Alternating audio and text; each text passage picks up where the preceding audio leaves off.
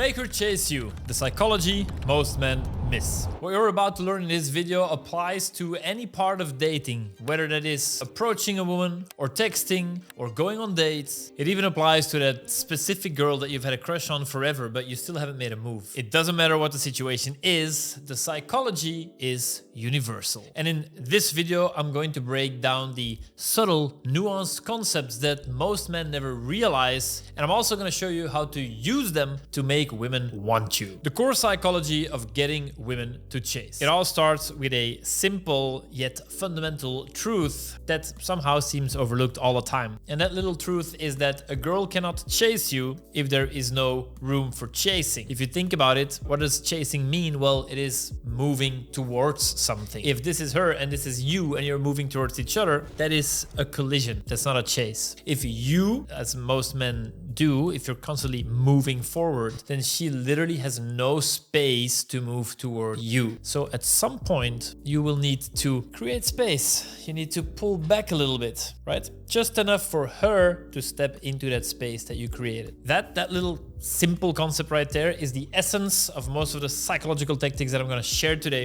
And there are many nuanced ways to create space. It can, for example, be done by a strategic pullback, but it can also be done with a playful push. There's multiple ways and we're going to go into them. But before we go on, a quick note. I know that a lot of you watching this, you're probably just not meeting enough women, probably not going on a lot of dates. You're probably not attracting the type of women that you want in your life. And the truth is that binge watching YouTube videos, even the ones that are as enlightening and as practical as mine, it's not going to fix that, right? At the end of the day, you need accountability, you need structure, you need coaching. And I'm going to help you with that because I have a free training. You can access it through the link in my description. It's called the 10 Texts That Always Work. And in there, you'll see my backstory, but you'll also see client successes. And obviously, you'll get 10 texts that can help you in pretty much any situation. Click it, test it out. Let's continue with the video. Why most men get this wrong. If you're new to this, then likely you don't consciously create space for her to chase you. Sure, sometimes it'll probably happen spontaneously, but what we teach is to showcase attractive behavior, but execute it consciously. At least that's how it starts. It starts consciously, and after a while,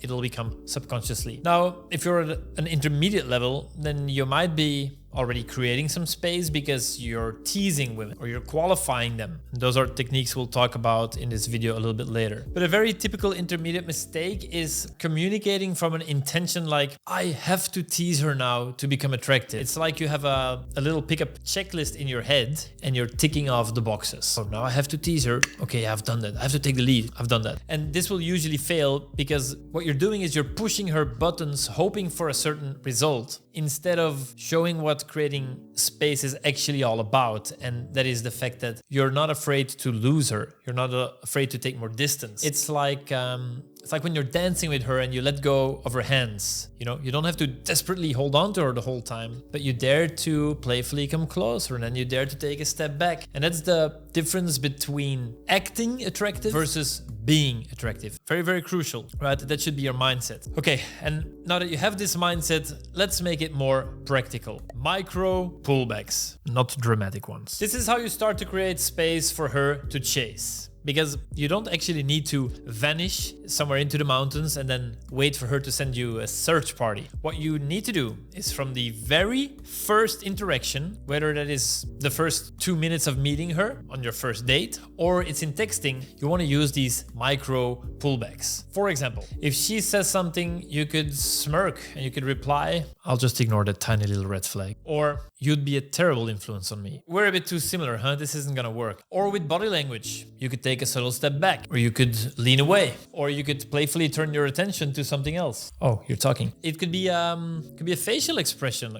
Just note that these are not dramatic rejections. They're little teases, little speed bumps on the road. And what they do is they create just enough space for her to lean forward. That is literally, physically, and emotionally. Playful negatives, with emphasis on playful. If you're not new here, then you already know that everything I teach is based around play. Seduction, flirting, it should be fun. And I think that learning it should be fun. So, playful negatives. In the first couple of minutes, you could drop in 1 or 2 playful negative emotional spikes. By the way, if you are a bit newer, A negative emotional spike is a small moment of discomfort or tension or uncertainty that spikes her emotion. And why would you do this? Well, because most guys are terrified of disagreement. They will smother their date or their crush with compliments. They'll agree with everything she says, and they'll pretty much treat silence like a nuclear emergency. And that is where playful disagreement comes in. What you're gonna do instead is create tiny sparks. You could call her a liar or a scammer or both. You do this with a bit of a grin on your face. You could tease her about her favorite TV show, her taste in clothing, or even her coffee order. If she accidentally misspeaks, you could mimic her, or you could be like, hey, sorry, could you repeat that please? All of these things pretty much do the same thing, and that is you pushing back lightly instead of constantly nodding in agreement like a bobblehead or like a fentanyl head.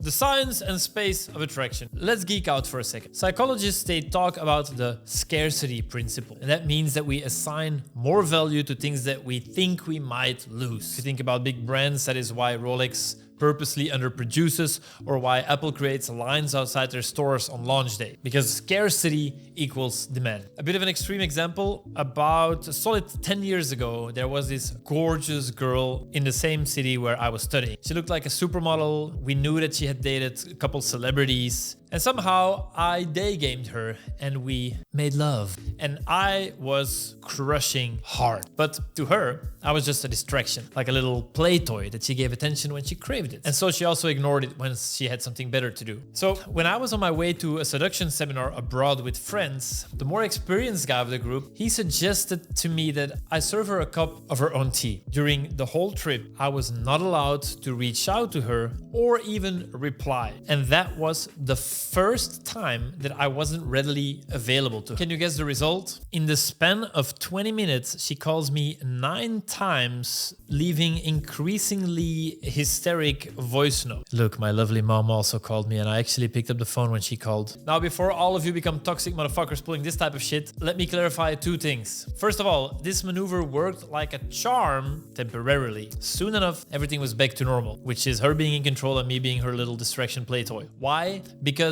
in my ignoring ghosting maneuver, I was acting attractive instead of being attractive. And secondly, the space created doesn't have to be this massive. In dating, micro pullbacks create the same effect. She just has to feel a subtle sense of like, wait, maybe he's not fully convinced yet. He isn't mine yet. Check out this example of Coach Dan. You're from Sweden? No, from... Oh no!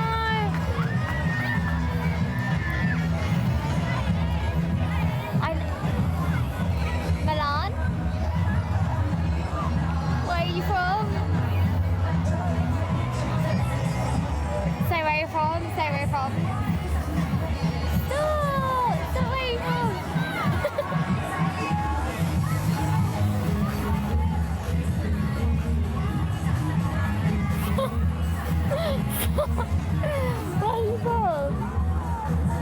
Where are you from? Oh, no, I'm not gonna kiss you now. No. Oh.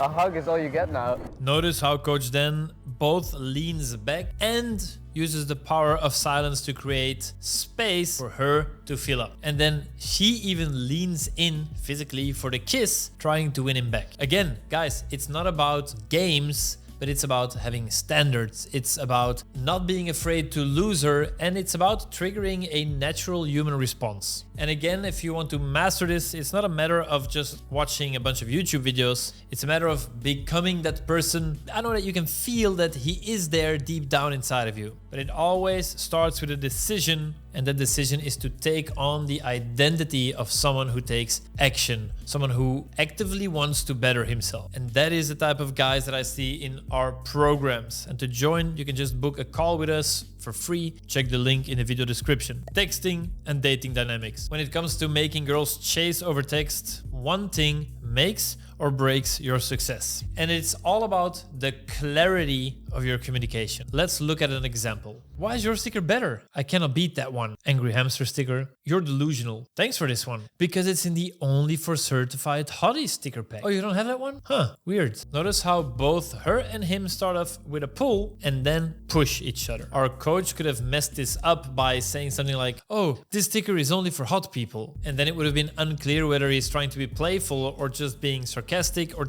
just being a dick. But he uses funny language, certified hotties. He uses playful writing, the dashes in between. And he first uses a pull and then a push to balance things out, right? Remember, teases are best when done in a playful way, and your playfulness should be impossible to miss. Real life example. There's this viral clip of Ryan Gosling in an interview, and I love this clip because it shows one of the main elements when it comes to making girls chase. Something that I see a lot with guys that are new in my program is that they know they have to tease more and they'll force it. But I've been on great dates where I barely teased at all. Why? Because some girls were already super compliant by themselves. And then if you go ruthlessly hard with all your teasing, it would just show that you can't really read social situations. So if you're someone a bit more logical and you like some guidelines, then a great rule of thumb is to match the amount of shit that she gives you, like Ryan does here. I don't have any ab muscles. Let me be the judge of that. I don't. Well, can you buy me a drink first or something? Jeez. Dopamine and the push-pull cycle. Neuroscience time. Did you know that dopamine, the brain's reward chemical, does not spike the hardest when you actually get a reward? Instead, experiments have shown us that dopamine peaks when a reward is uncertain. And by the way, that is why slot machines are so addictive while these gumball machines aren't. And in dating, push-pull creates the same effect. If first you're giving someone attention and then you pull back a little bit, it kind of makes her wonder what's next, right? That unpredictability that keeps her brain engaged. If it's always predictable and it's always positive, then her dopamine flatlines and attraction dies. Key takeaways. Stop waiting until she loses interest before you start pulling back. Instead, sometimes create a small space in between the two of you right from the start. Use playful disagreements and takeaways. Don't be afraid of silence, it's your friend. And remember, a little uncertainty is like fuel for attraction. If you're not already meeting women or you're not already dating the type of woman that you really want, then I would love to help you. Because what we did in this video is we uncovered some of the psychology, but in our programs we add actions to the mix. And once we've added action to the mix, we will keep you accountable so that you're literally forced to get better. And not only that, but by coaching you, I'll constantly pick the next thing for you to focus on. So you take focused action instead of trying 5 different things at the same time. Click the link below to work with me directly. That's all for this one. Big smooch.